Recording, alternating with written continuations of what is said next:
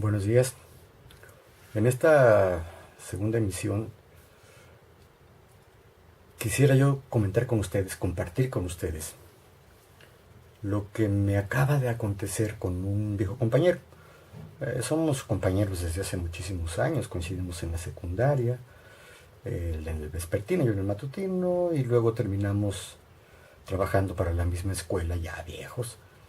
Incluso cuando yo me jubilo, él continúa allí y bueno, de hecho hasta la fecha sigue allí. Él en la tarde y yo en la mañana. En fin, es un buen amigo y de alguna manera él tuvo la honestidad, la sensatez, la valentía incluso de decirme vía mensajes de la computadora que no le había gustado lo que yo había grabado. No solo la presentación del video anterior que está aquí en YouTube, sino también un video previo como prueba que hice ya hace algunas semanas.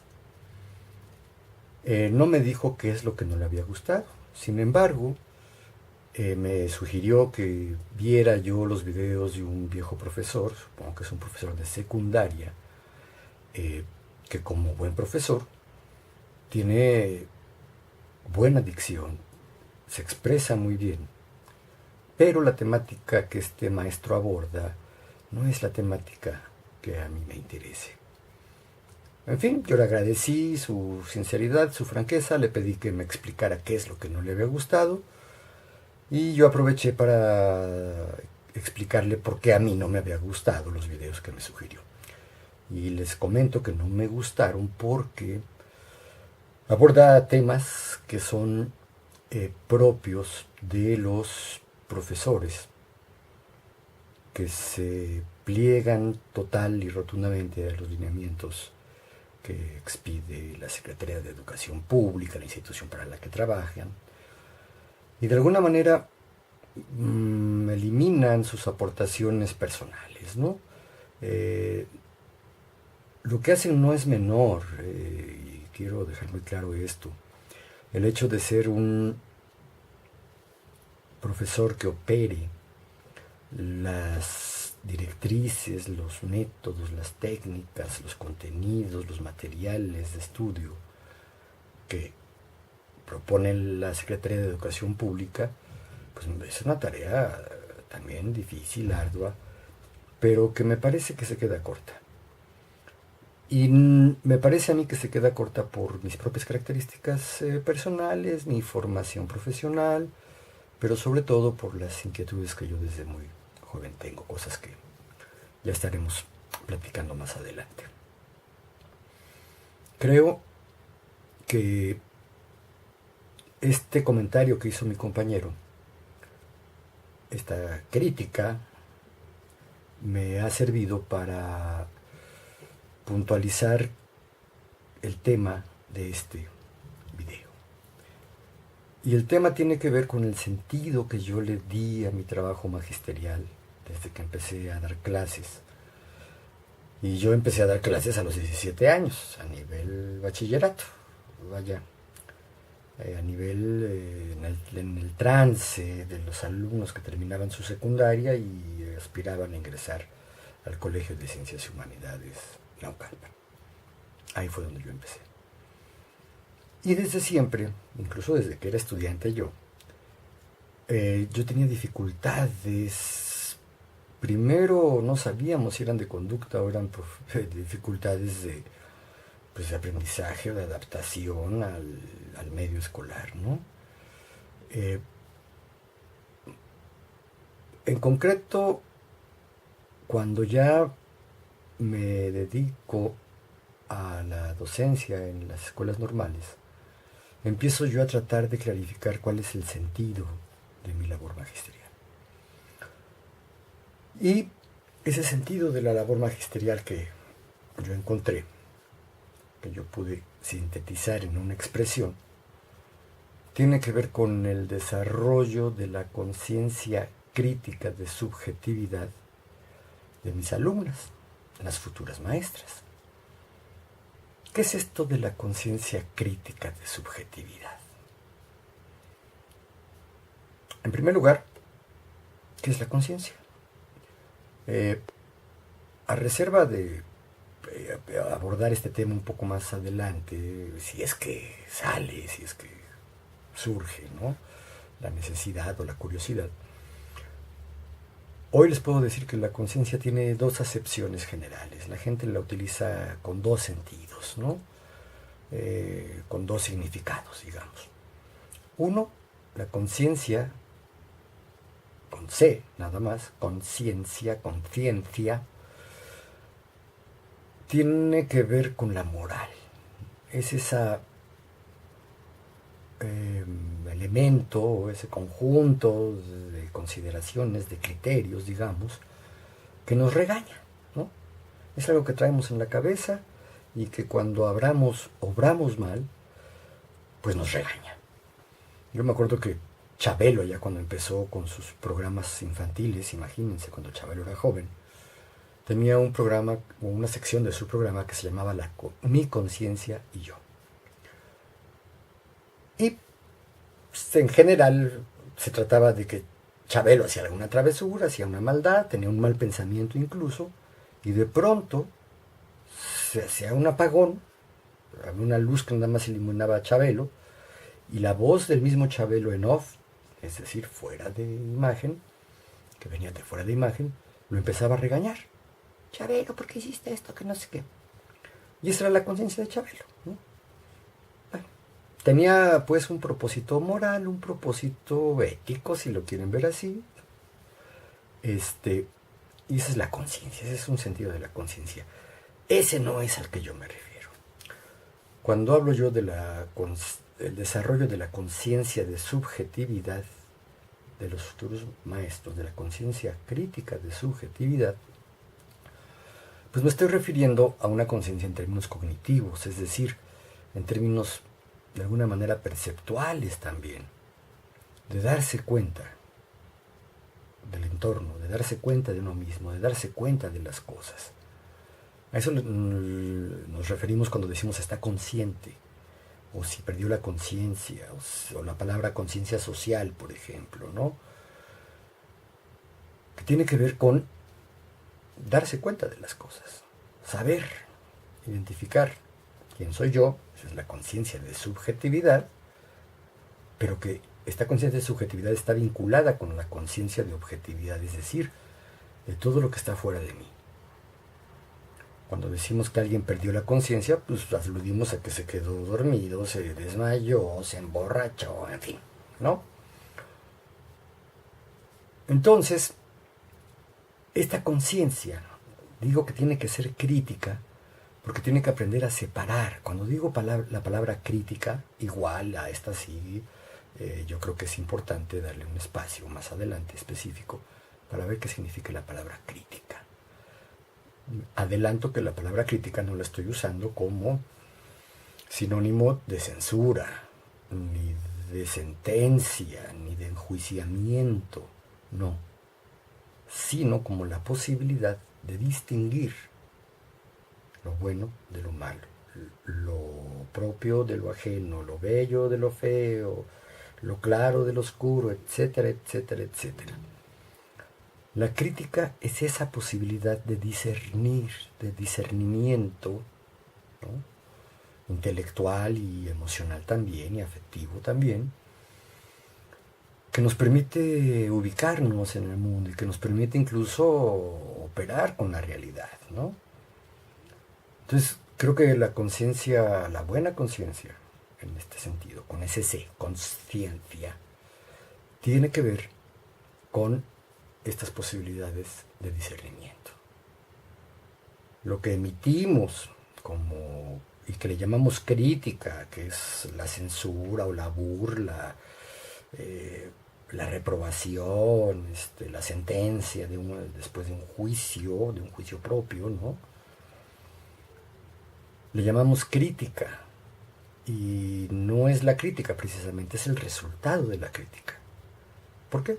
Porque cuando, por decir algo, a mí me parece ridículo, patético, estar en una fiesta de salón, el peinado de alguna señora que se apareció por ahí, pues evidentemente lo voy a comentar ahí con mis compañeros, echando trago y medio bailando, ¿no? Ay, que mira el peinado, ¿no? Esa no es la crítica, ese es el resultado de la crítica. ¿Por qué? Porque en nuestra mente, antes de eso, ya hicimos de alguna manera una comparación entre lo que pudiera ser un bonito peinado, un peinado adecuado, y el peinado que trae esa señora. ¿Qué expreso? Pues expreso la parte negativa, pero también adentro hay una parte positiva. ¿No? ¿Dentro de qué? ¿Adentro de dónde? Pues adentro del pensamiento de uno. Entonces esta idea de la crítica tiene que ver con estas conclusiones a las que llegamos después de distinguir en nuestro pensamiento, en nuestro intelecto, las cosas positivas y las negativas, las bellas, las feas, etcétera, etcétera. Y a eso me refiero cuando hablo yo de que el sentido de mi trabajo magisterial fue contribuir al desarrollo de la conciencia crítica de subjetividad en mis alumnos. ¿Y por qué de subjetividad? Bueno, esto que voy a decir pues no es nada nuevo, ya lo dicen todas las religiones, ¿no? Conócete a ti mismo antes de conocer al mundo, sé bueno tú en ti, no importa, haz el bien sin mirar a quién, ¿no? Y también, por supuesto, todas las vertientes psicológicas que tratan de reconstituir la estabilidad, la salud psíquica, emocional, afectiva de los individuos, pues tienen que ver con esto, ¿no? Conócete a ti mismo, no es lo que te hacen, sino lo que haces con lo que te hacen, ¿no? A lo mejor sufrirías menos si le dieras otro sentido en el sentido de la palabra sentido, es decir, de aquí para allá, en qué sentido, en qué dirección va la cosa, ¿no? ¿Qué sentido le das a las cosas que vives?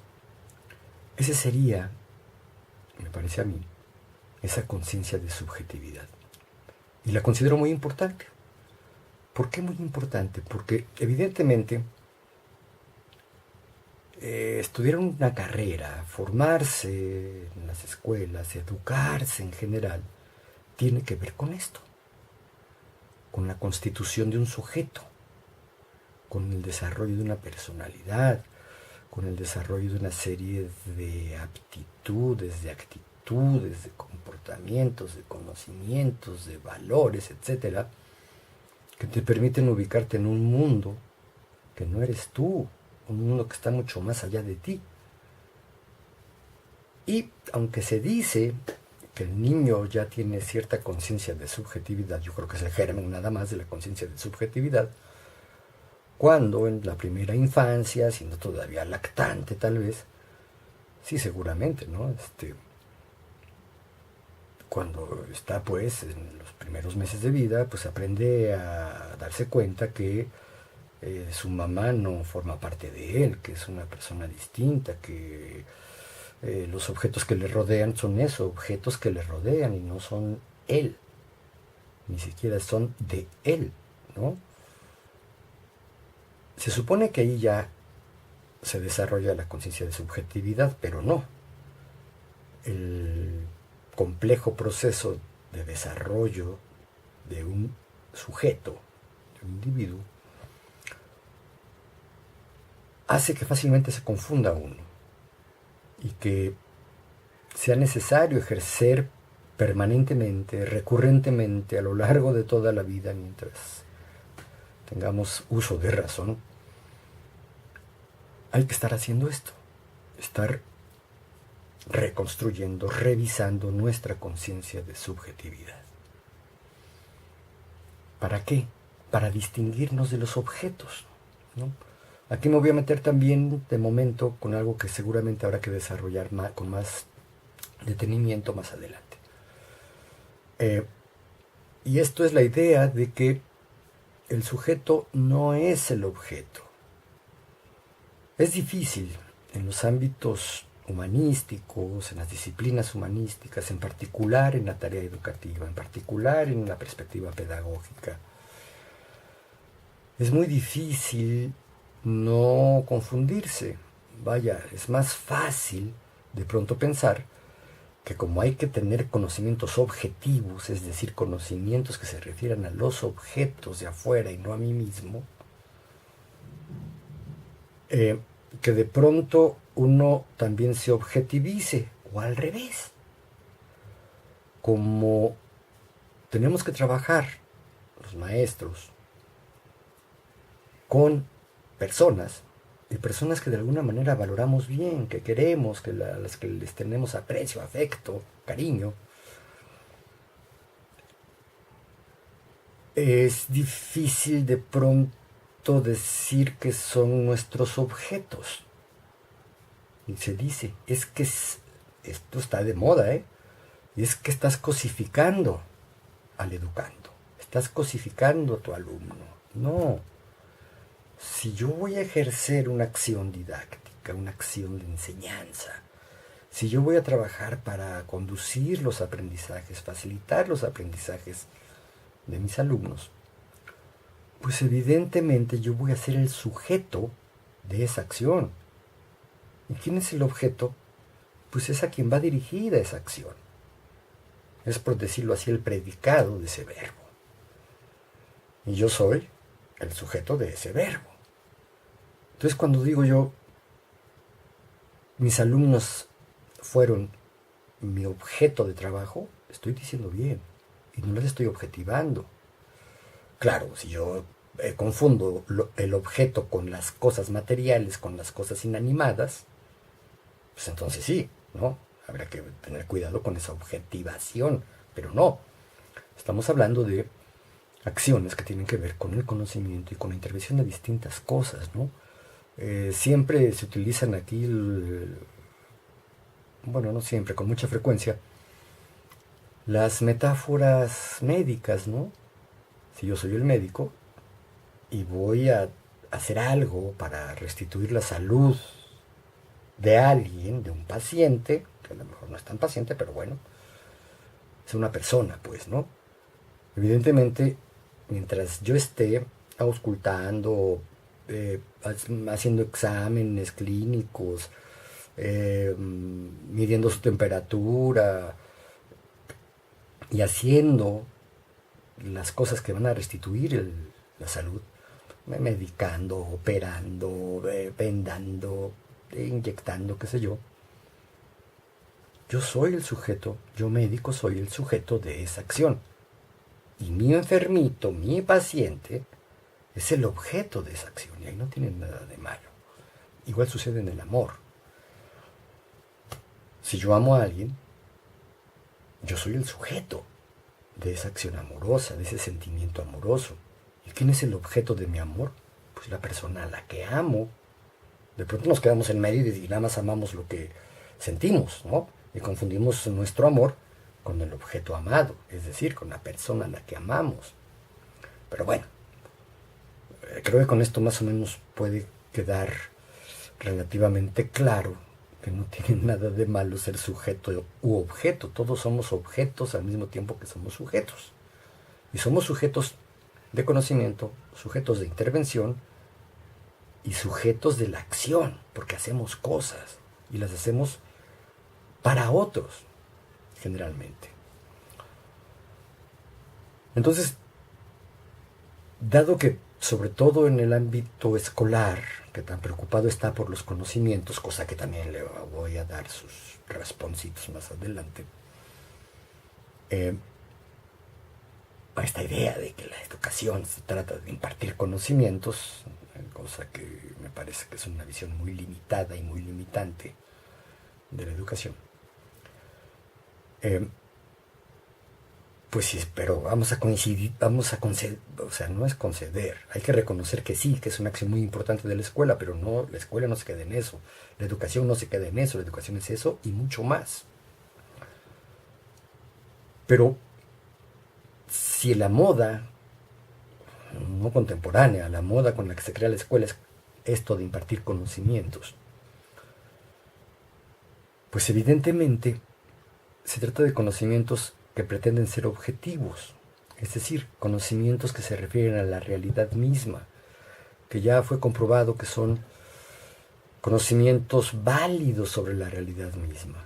¿Quién produce esos conocimientos? No es el maestro, no es el alumno, no es la institución escolar. Suelen ser autores, suelen ser academias, suelen ser institutos de investigación, en fin.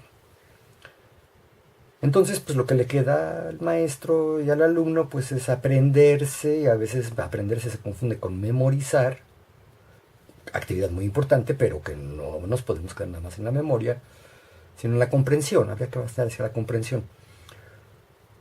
Tenemos que comprender esos conocimientos objetivos. Y si yo estoy en condiciones de elaborar un conocimiento, ¿a través de qué? A través del estudio, a través de la investigación, a través de mi interpretación de lo que voy aprendiendo, pues evidentemente eso tendría que también estar sujeto, ojo con la palabra, sujeto a la objetividad, es decir, amarrado a la objetividad, es decir, dependiente de la objetividad. Si no, no vale, no es un conocimiento válido, ¿no? Esto, insisto, requeriría, me parece, de un desarrollo más suavecito, más despacito, más ejemplificadito, pero por lo pronto quiero nada más explicar por qué el sentido de mi labor magisterial tenía que ver con el desarrollo de la conciencia de subjetividad. Es decir, que las alumnas que están entrando, que empiezan su vida adulta, que están entrando a una escuela de nivel superior, o bien ya terminaron sus estudios superiores, su escuela normal, y van a trabajar con alumnos de primaria, de preescolar, de secundaria, de educación especial, qué sé yo, que no confundan la realidad externa consigo mismos, que aprendan a reconocerse a sí mismos, por decir algo, entre otras cosas. ¿Qué te gusta? ¿Qué no te gusta? ¿Cuáles son tus filias y tus fobias? ¿Cuáles cosas están en medio entre ese miedo o asco que te provoca algo y lo que te apasiona para tenerlo y estar con él, ¿no? Esas serían filias y fobias. O sea, reconócelas, ¿no?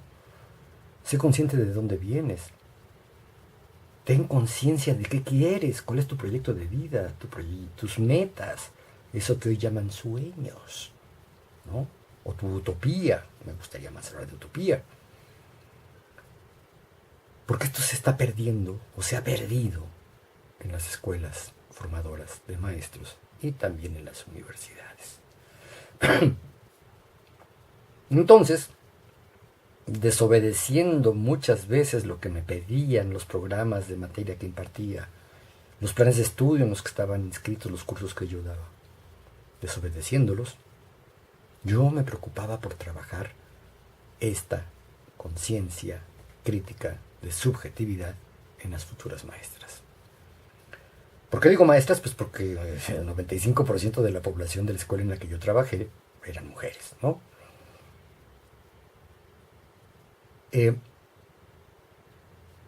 Cuando mi amigo me propone ver los videos de este maestro que les platicaba al principio del video, me doy cuenta que es un maestro a los que yo llamo instrumentalista, es decir, ellos mismos se convierten en un instrumento de las políticas educativas de la Secretaría de Educación Pública.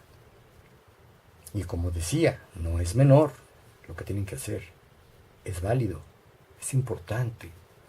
Creo que en algunos aspectos de la formación de los maestros, algunos aspectos de la vida de los estudiantes normalistas y de los estudiantes del nivel básico y de todo nivel, sí es importante acatar estas directrices que hacen los expertos, como si uno no tuviera experiencia, pero bueno, los que trabajan y les pagan para ser expertos y dar lineamientos. Eso es importante.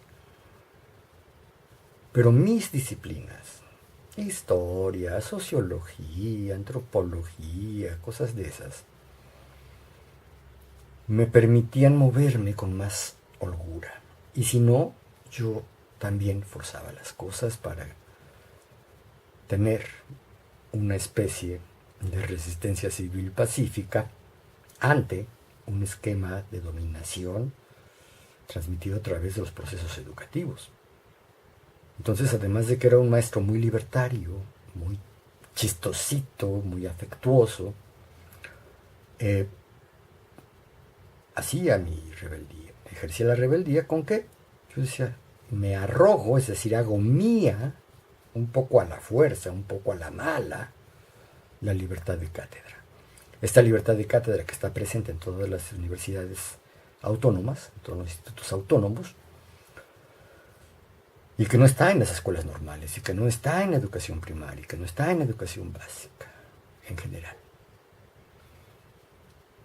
Entonces, cuando veo yo a este maestro que me recomienda a mi cuate, yo digo, no, ese es precisamente el maestro que no quiero ser. ¿Y desde cuándo no lo quise ser? Pues desde que yo era estudiante, yo tenía un conflicto con los maestros. Dicen cuadrados, no, yo digo lineales, ¿no? O sea, nada más hay una línea, no hay ni siquiera un cuadrito donde te puedas mover. Autoritarios, que te imponían. Y a veces ni siquiera te imponían con buena razón, con buen sentido, sino nomás porque así lo exigía la disciplina escolar y porque así lo exigía su necesidad de mando, de ejercer autoridad del propio maestro, o bien así lo exigían los planes y programas de estudio, ¿no? Siempre intuí yo, desde que muy chavito pues, intuí que había un problema allí, un problema serio, un problema de dominación, de opresión. Basta decir que yo estudié la secundaria, es decir, mi pubertad, la culminación de mi mera adolescencia, la vivo entre 1968 y 1971 en una escuela secundaria que está en Avenida San Cosme. Es decir, yo tuve mi desarrollo como adolescente en la escuela secundaria entre los años de las grandes masacres estudiantiles en la Ciudad de México, ¿no? Donde el Estado autoritario pues llegó incluso a la muerte de jóvenes. Entonces le comenté yo a mi amigo, agradeciéndole su sinceridad cuando me dice no me gusta lo que estás haciendo, no me gusta lo que hiciste. Le comento que yo soy eso, ¿no? Que mi sentido era, el sentido de mi trabajo magisterial fue dar elementos a mis alumnas para que ellas desarrollaran y sigan desarrollando en la medida de lo posible su conciencia crítica de subjetividad. Finalmente las cosas terminaron bien. Él me dice que lo único que no le gustó fue que yo era muy serio, que me veía muy serio. Y él me conoce diferente, sabe por mis alumnas que mi desempeño en las aulas es bien diferente. A mí me encantó que una alumna me dijera que soy el Patch Adams de la docencia. Y bueno, espero que este video salga bien, espero no haber estado tan aburrido, aunque me prolongué mucho en el tiempo. Espero que ustedes tengan la paciencia y el interés por ver, y como dicen los clásicos de YouTube, denle like, pónganle me gusta, y si quieren, suscríbanse al canal, porque de aquí en adelante espero soltarme más, espero ser un poco menos aburrido y compartir con ustedes cosas como esta. Gracias, hasta pronto.